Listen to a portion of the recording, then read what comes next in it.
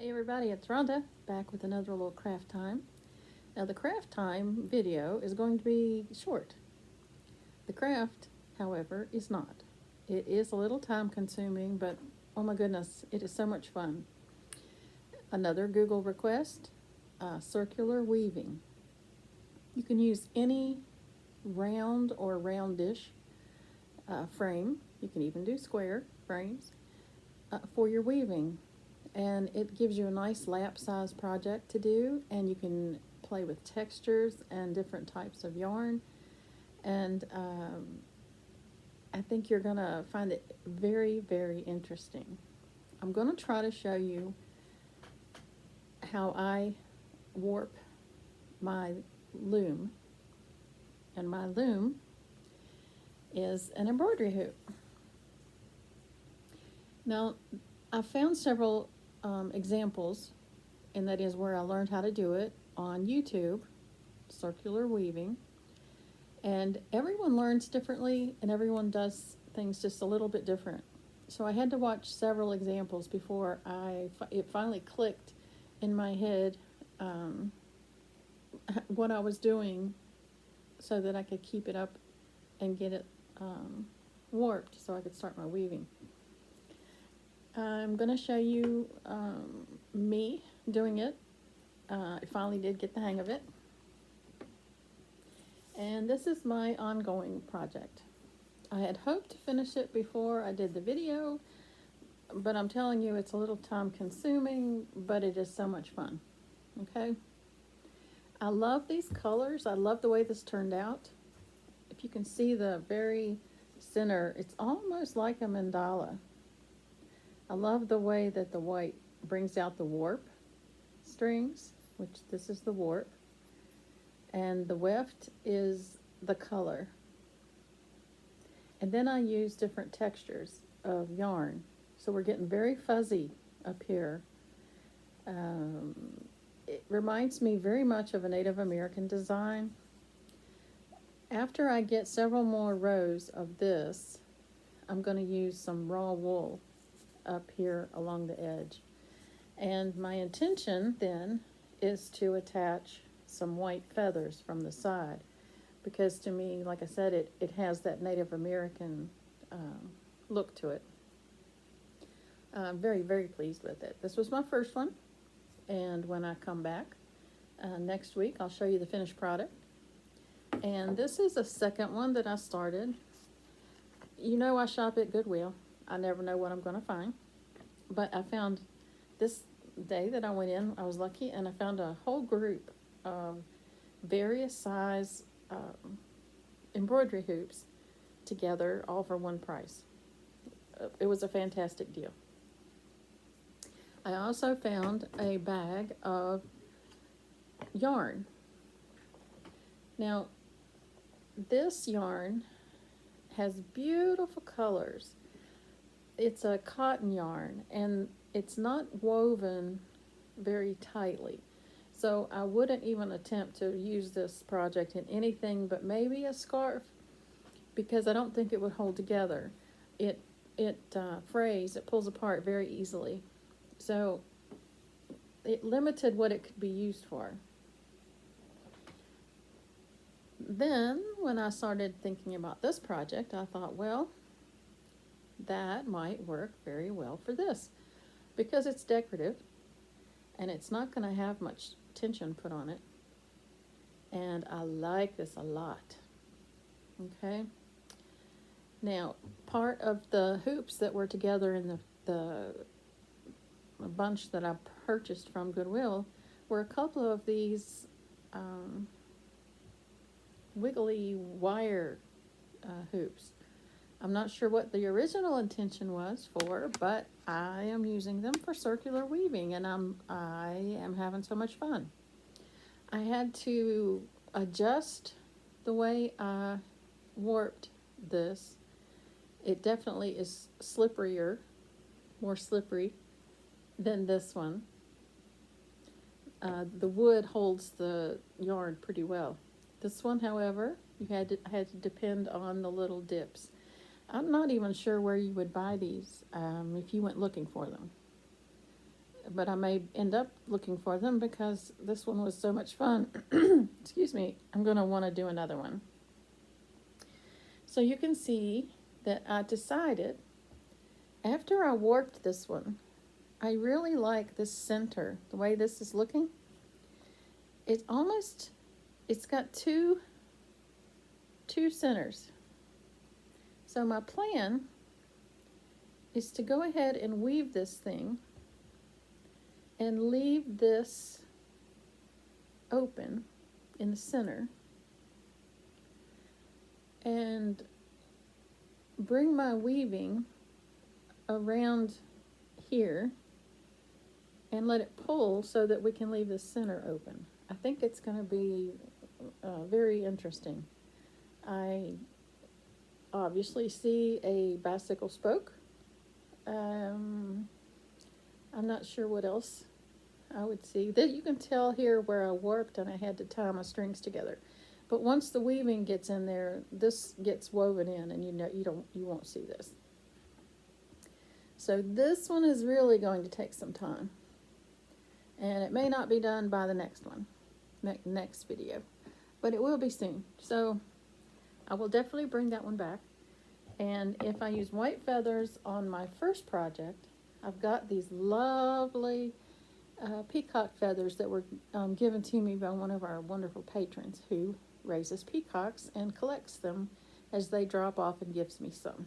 I just am so appreciative for that because I love the colors in here, and I think we're going to see this being a good addition to this weaving project. It may actually even go somewhere in the weaving itself.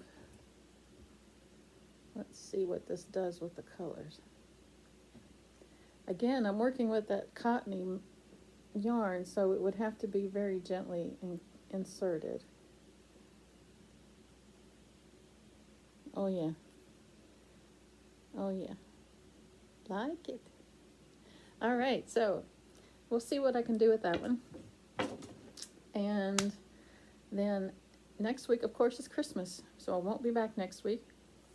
It will be New Year's Day, I guess, when I come back.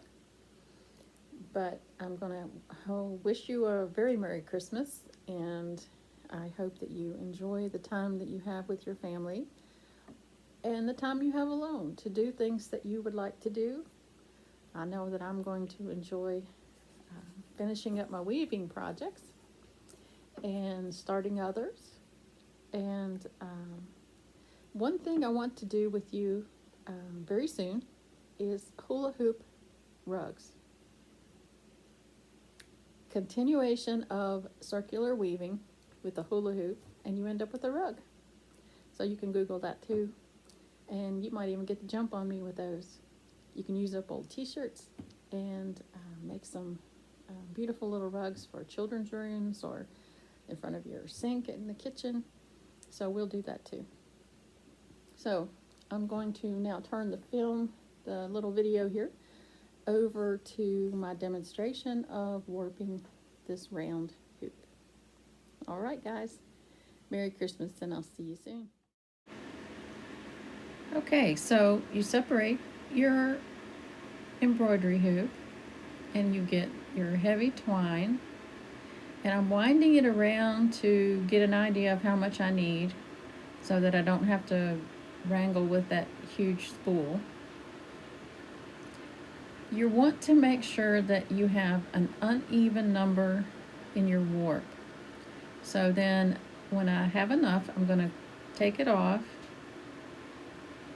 and I'm going to I just used a little scraper as a shuttle. You can use a piece of cardboard, anything you want. And I just wound it on there to make it easier to control that much string. When you warp the loom, your thread is going to always come from the bottom over the top. And you're looking at it like a clock, and you are going from, say, 1 o'clock to 7 o'clock. And then up to 2 o'clock and over to 8 o'clock. And you just keep doing that until you fill up your hoop, and you have to make sure that you end up with an uneven number in order to make the weaving come out right.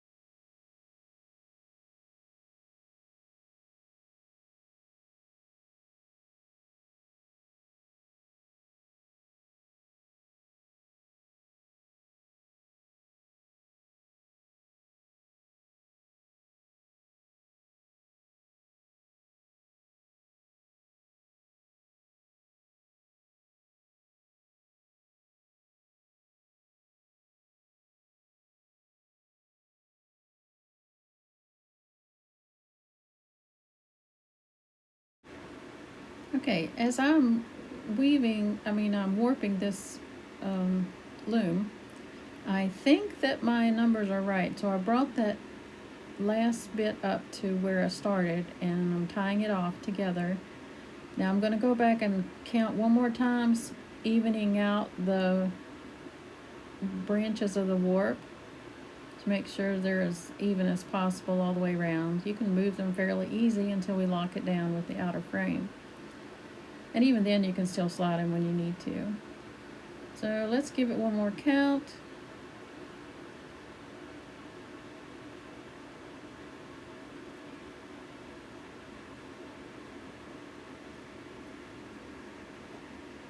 And I found out that I was in an even number. Even numbers won't work. So what am I going to do? I don't want it to go all the way to the bottom because I would just get an even number again. So I need just one piece of a warp.